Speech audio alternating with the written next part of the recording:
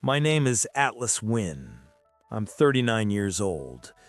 I'm the founder of WynnForge, a company that was born from an insult. 10 years ago, I was just an engineer trying to prove I deserved a seat at the decision-making table. I worked at Nexora Systems, a Seattle giant that breathed arrogance and expensive coffee. I believed that talent and hard work were enough, until I realized that in that building, what mattered was your last name and your seniority. My boss, Graham Whitaker, loved the sound of his own voice. He said I had a lot of potential, but little corporate experience. Translation, I was too young to be taken seriously. I believed in revolutionary projects. He believed in spreadsheets and backpats.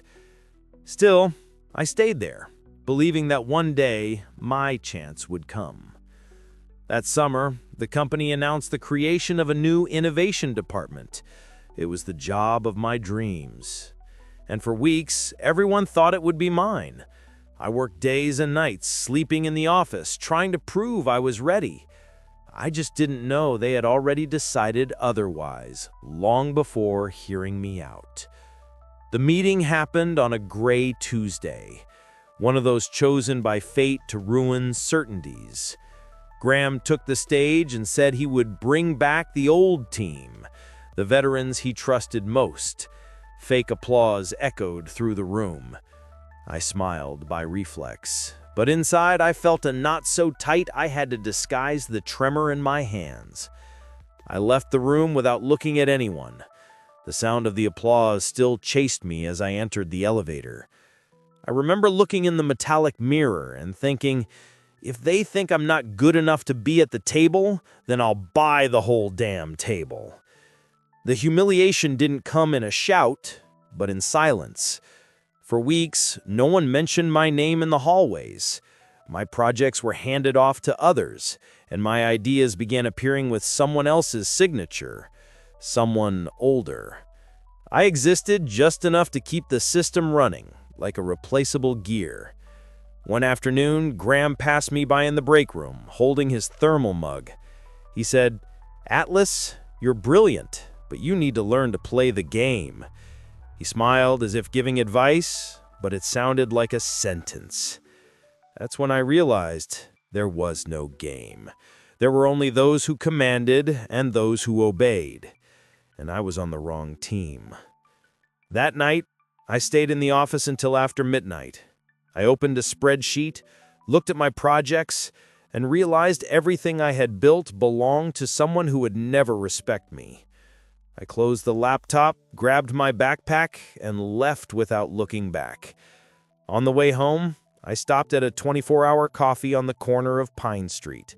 I ordered a double espresso and looked out the foggy window. The reflection staring at me seemed like that of a stranger. They discarded you like an intern, I thought. But what if this is the best thing that ever happened to you? When the sun rose, I already knew what to do. I didn't want a raise or a position. I wanted freedom. And on that very napkin where I scribbled loose ideas, the name WynnForge was born. The company that one day would buy the corporation that erased me from the story. I spent the next morning staring at the crumpled napkin with WynnForge scrawled in smudged ink. It was just a word, but it felt like a calling. I didn't just want to prove my worth. I wanted to show everyone who underestimated me that they had picked the wrong one. My resentment wasn't destructive, it was fuel. And when revenge mixes with purpose, it stops being a shadow and becomes incandescent light. I grabbed an old laptop I kept in the closet and started typing nonstop. Every line of code was a silent response to the rejection I had felt. The coffee turned to night, the night to dawn. And for the first time in years, I felt like I was creating something that was mine, not someone else's project, not an idea that would be stolen in a meeting. Weeks turned into months. I had no money, but I had vision. I turned the small room in my house into an improvised office with Post-its on the walls and cables everywhere. I lived on instant coffee and a fixed idea.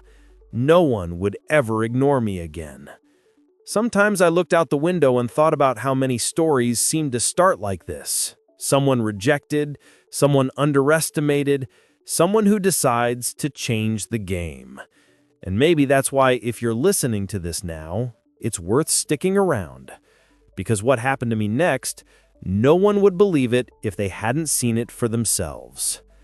Back then, I wasn't seeking applause. I just wanted the sound of silence. The same silence I heard when Graham cut me from the team. And it was in that silence that the first WynnForge prototype was born, pulsing like a new heart about to burst from the chest. I turned my garage into a battlefield. Every keystroke was a spark, every fixed bug a small victory. The constant smell of burnt coffee mingled with that of hope. I was in my 30s with the stubbornness of a kid. When the world said no, I just swapped the code and tried again. WynnForge started as automation software for small businesses, but what I was really creating was a machine of independence. I didn't just want to compete. I wanted to prove it was possible to win without selling your soul. And for that, I had to fail, learn, and start over as many times as necessary. There were days when I thought about giving up. The bills piled up and the rent was overdue. I sold my car and some of my furniture and started living on sandwiches and cheap coffee. Still, every all-nighter felt like an invisible step towards something I couldn't see yet but felt was coming. It was during this time that I met Rowan Beck, an investor who didn't wear suits but had the eyes of someone who saw the future before others. He found me at a local startup event and heard my idea. When I finished, he said simply, "You seem like a man willing to lose everything to prove a point." I smiled. I've already lost. Days later, Rowan sent me a short, direct email. "I'm in. $50,000. Make it count." It was the first yes after so many no's. And in that instant, WynnForge stopped being a dream and became a real risk. The kind of risk that changes the life of those who have the courage not to back down. Rowan's money seemed like a lot until I started spending it. Computers, servers, licenses, coffee, mostly coffee. The clock lost its meaning. I programmed until the sun rose, and when I woke up, it was night again. WynnForge was alive, but hungry. It was like creating a beast that grew faster than I could feed it. The first mistakes came quickly. The system crashed in tests. Potential clients vanished without warning. And the few who tested the product complained about instability. Every negative feedback was a stab, and every stab a reminder that maybe Graham was right about me not being ready. My team was small. Ivy Calder, a brilliant and sarcastic programmer, and Micah Sloan, the marketing guy who believed selling hope is easier than selling software. We were three dreamers sharing a garage full of wires, boxes, and promises. The summer heat made the air unbearable, but no one had the courage to stop. On some days, Ivy would freak out, slamming her laptop on the table and saying we were programming our own failure. Micah tried to calm her with jokes, and I pretended optimism. But at night, when silence took over the space, the fear returned. I wondered if revenge had turned into vanity. The bills started to suffocate. The rent was late. The server went down twice due to non-payment. I had to sell my watch, a gift from my father, to buy new parts. The worst wasn't the lack of money. It was the feeling that the dream was crumbling in front of everyone, and I couldn't admit it. Still, deep in the exhaustion, there was something that wouldn't surrender. The memory of the day Graham announced the old team still burned like an open scar. I swore to myself, no matter the cost, I will win, even if it's the last thing I do. It was on a Thursday afternoon that the unexpected happened. We were about to shut everything down when I received an email with the subject, "Interesting pitch. Can we talk?" It was from an investor named Daniel Brooks, a venture capital partner who said he had heard about a lunatic who sleeps on lines of code. I laughed, not knowing that email would change everything. We met at a cafe downtown in Seattle. Daniel arrived late, wearing a leather jacket and a curious smile. He spoke little, listened a lot. When I finished presenting the system, he crossed his arms and said, "You seem like a man who doesn't accept no as an answer." I replied, "It's not stubbornness, it's trauma." He laughed and I knew we had a deal. 3 days later, $50,000 hit the WynnForge account. It was more money than I had seen in months, but more important than that, it was trust. Ivy cried with relief. Micah jumped in his chair, and I just sat on the garage floor in silence, feeling the weight of that turnaround. With the investment, we hired new servers, redesigned the system, and landed our first paying client, a logistics company that wanted to automate reports. It was small, but real. For the first time, someone was paying to use something I created. The feeling was indescribable. We started getting local media attention. Small articles with titles like "Tacoma Garage Promises to Revolutionize Automation" began circulating. I printed each one and stuck it on the wall, like trophies from a private war. With every article, my pride grew, along with a silent fear that it could all still collapse. But deep down, I knew this was just the beginning. When you build something driven by rejection, success doesn't bring peace, it brings appetite. And I was still very hungry. Success attracts attention, and attention, in my life, always came with a price. 3 months after the article about WynnForge came out, I received a legal notice. Nexora Systems, my old company, accused me of stealing proprietary code. A dirty blow, orchestrated by Graham Whitaker, of course. They claimed I had used ideas developed while I worked there. It was a lie, but a well-told lie is worth more than 1,000 truths. When I read the document, I felt the blood drain from my face. Investor Daniel was silent for a minute and then said, "They're trying to break you before you grow." And that's exactly what it was. It was a silent war, and I was on the weak side. Ivy and Micah tried to stay focused, but the tension was visible. Even the coffee tasted more bitter. The news spread quickly. Tech blogs began questioning my credibility. "Startup under suspicion of code theft," the headlines said. Investors vanished, clients canceled contracts. In a matter of weeks, what was a promising dream turned into a minefield. And I, once again, was surrounded. That's when I met Verity Shaw, an independent lawyer recommended by Daniel. She spoke softly, walked fast, and looked at people like she was deciphering puzzles. After reading the lawsuit, she just said, "They don't want justice, they want to wear you out, and we won't wear out." For the first time, someone spoke to me without pity, and that gave me strength. Even so, the damage was done. Rowan cut part of the funding, cash flow dried up, and I had to let go of half the team. The garage lights started going out one by one. That night, I sat alone in front of the blue screen and realized the success I built with anger was now being destroyed by the same emotion. Before closing the laptop, I opened an old folder and found the first line of WynnForge code. I looked at it for long minutes. It was like seeing the heart of what I'd created still pulsing, silent, waiting for me. And I swore right there that this wouldn't be my end.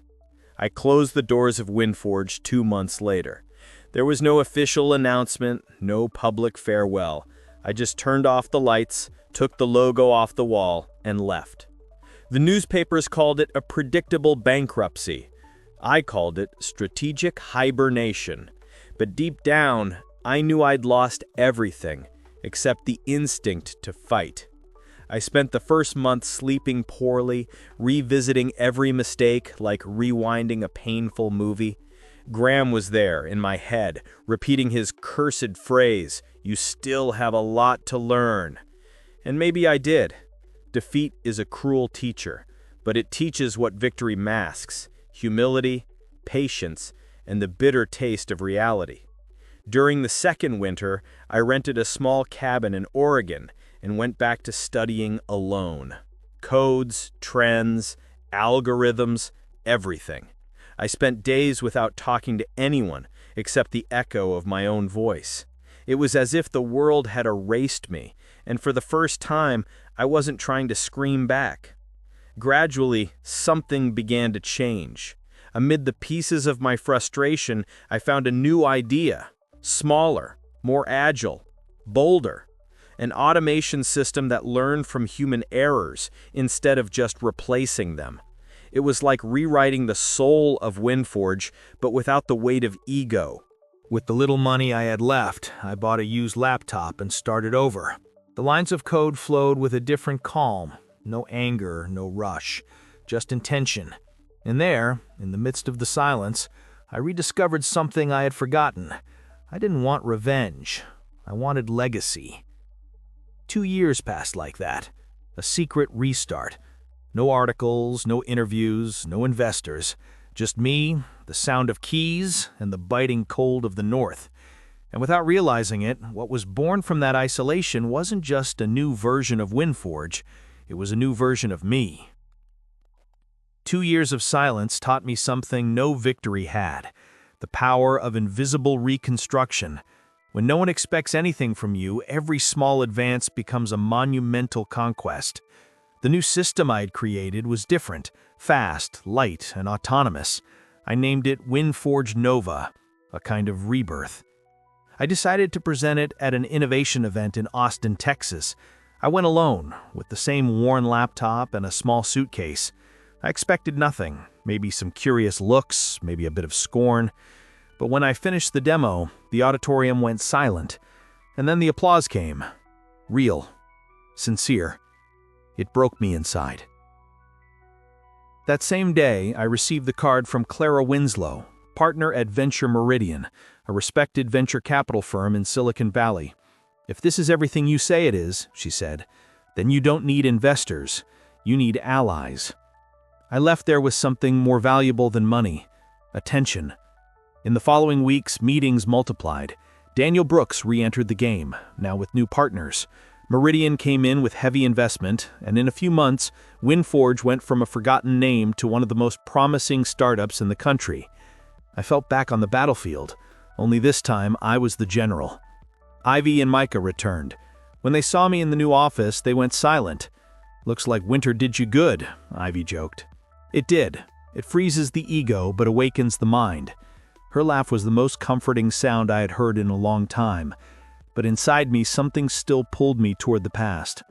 I said I was free of Graham and Nexora, but part of me still wanted to see them crumble. The revenge I thought buried still breathed, and soon it would have a reason to wake up.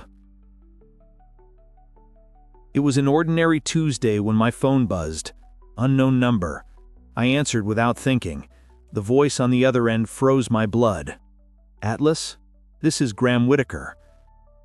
For a moment, I couldn't respond. He continued as if nothing had happened. "I heard about your company. Impressive. I think we can talk." The irony of it almost made me laugh. The man who once ignored me was now seeking me out. "Talk about what, Graham?" I asked, trying to sound cold. He replied in his usual polished, venomous tone. "Synergies, opportunities. I think we could benefit each other." I hung up without responding, but that call ignited something dangerous in me. Curiosity, anger, thirst. I called Clara and asked her to discreetly investigate Nexora. In a week, she brought the news I expected and feared. The company was staggering. Debts, stock drop, internal conflicts. The fortress was cracking. "They're vulnerable, Atlas," she said, with a gleam in her eye. "If you want, we can acquire shares, discreetly." I stayed silent for a long time. Part of me wanted to say no, to move on, leave the past in the rear view. But the other part, the part that survived years of humiliation, it smiled. I accepted. Under false names, we began buying small stakes in Nexora. Nothing flashy, nothing to raise suspicions. Every share acquired was like reclaiming a piece of my stolen dignity. And gradually, Graham's empire began to change hands, without him having the slightest idea. At the end of that month, I looked out the window of my office and thought, Sometimes, fate doesn't give us a second chance, it gives us a second act. And mine was just beginning. Business is war in suits and smiles, and I was always better with plans than bullets. With help from Clara Winslow, Daniel Brooks, and my lawyer Verity Shaw, I began mapping Nexora from the inside. We discovered what public reports didn't show: hidden debts, overpriced contracts, and a series of toxic partnerships. It was a house of cards disguised as an empire. Clara suggested a three-pronged attack. First, acquire shares through secondary funds. Second, win over key suppliers and bring them to our side. And the third, the riskiest, convince part of Nexora's executives to support the change of control. Every move needed to be surgical. One mistake, and Graham would know the enemy was already inside the gates. For months, we acted in silence. Ivy and Micah worked on an exclusive version of WynnForge Nova, designed to solve exactly the problems Nexora could no longer hide. "They'll pay to see what they don't have," Micah said, laughing, while I analyzed reports till dawn. With every share bought, my past seemed to lose strength, but my thirst grew. That's when I met Nadia Ellison, a cold, methodical, and absurdly efficient analyst. She had left Goldman Sachs to work with Clara, and she seemed tailor-made for me. "Want to destroy an empire, Mr. Wynn?" she asked in the first meeting. "I don't want to destroy. I want to redefine what ownership means." Nexora began to feel the blow. Shares dropped discreetly. Graham appeared in interviews trying to sound calm, but the fear showed. He talked about strategic restructuring, but I knew what was really happening. The old team was sinking the ship they had so protected. Every new signed document, every concluded negotiation, was a note of silent revenge. Sometimes I wondered if I was still doing this for justice or just for pleasure. And deep down I knew the answer, but I didn't have the courage to say it out loud. The day arrived like a storm I had predicted myself. A luxury hotel in San Francisco, main hall reserved. Graham was there, accompanied by lawyers and investors. He still thought it would be a merger, an agreement between equals. The man who once told me to learn to play now believed he was about to teach me one more time. When I entered the room, he looked at me and smiled condescendingly. "Atlas Wynn, didn't expect to see you here. Who's the mystery buyer after all?" I sat across from him, adjusted my tie, and let the silence work for me. "I'm the buyer." For a second, he didn't react. Then his expression shattered. The smile vanished. "What?" he stammered. "You bought Nexora?"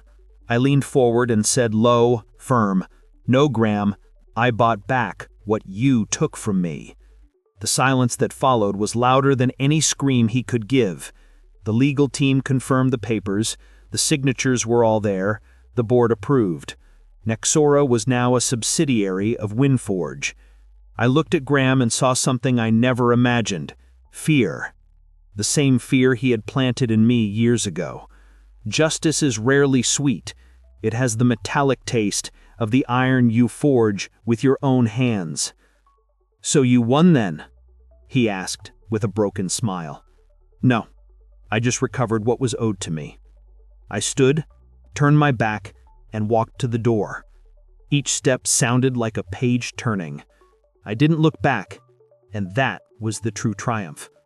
When I left the Golden Hall, the sun beat strong, reflecting off the building's glass. The city seemed to breathe with me. There, for the first time, I felt the table was truly mine. But what I didn't know was that by buying my past, I was mortgaging my future. The day after the acquisition, the Nexera system sign was removed. In its place, the silver WynnForge logo appeared. Cameras, journalists, and flashes captured the exact moment the past bowed to the present. Everyone wanted headlines, but for me, it wasn't news. It was closure, a period that took years to write. In the takeover speech, I thanked the team, cited resilience, overcoming, the power of not giving up. The words came out right, but my heart was distant. With every applause, I felt a cold echo, as if the room was full and at the same time empty. That victory should have brought me relief. Instead, it brought silence. Restructuring Nexera was easy. The hard part was restructuring myself. I spent the following months cleaning contracts, firing ghosts, promoting those who deserved it. Ivy Calder became R&D director. Micah Sloan took operations, and Nadia Ellison coordinated the integration. The empire was in order, and yet I felt something in me crumbling. In meetings, I saw reflections of myself in ambitious young people. The spark in their eyes was the same I had, before everything turned into a war. And for the first time, I began to wonder if I had won or just switched sides. At night, I would stare at the San Francisco horizon from the new office window. The lights seemed like pulsars, each representing someone who gave up along the way. And I wondered how many had done what I did, confuse redemption with revenge. It was on one of those nights that I received a short, unidentified message, just 2 words. "Congratulations, Atlas." I knew who it was before even opening it. Sable Quinn, my old garage partner, the woman who believed in me when I only believed in revenge. I met Sable Quinn weeks later in a discreet cafe downtown in Portland. She still had the same firm gaze, the same calm voice. I expected a congratulations, maybe a compliment. Instead, she asked, "Do you sleep well, Atlas?" The silence was the answer. "You won the game, but you forgot why you started playing." Her words cut deeper than any lawsuit, deeper than any defeat. I tried to argue, say that all of it was necessary, that the pain had shaped me, but she just shook her head and said, "You let the pain drive." As she spoke, I realized how much I had changed. The man who dreamed of creating something to inspire people now controlled the corporation with the same impersonal shine as those who once oppressed him. I hadn't just beaten Graham, I had become a version of him. Sable stood, placed a bill on the table, and said, "You don't need to call me. I just wanted to see you before the world completely transformed you." After that, she left, without looking back, just like I had done with Graham. That hurt differently. I returned to the office, but the sound of the keyboard felt heavier. Every decision, every report, every number seemed a reminder of what I had lost. Not people, but meaning. Revenge gives direction, but not destination. And now, without an enemy, I no longer knew where to go. That night, I sat alone in the meeting room where it all began. The glass reflected my face, aged, tired, victorious, and empty.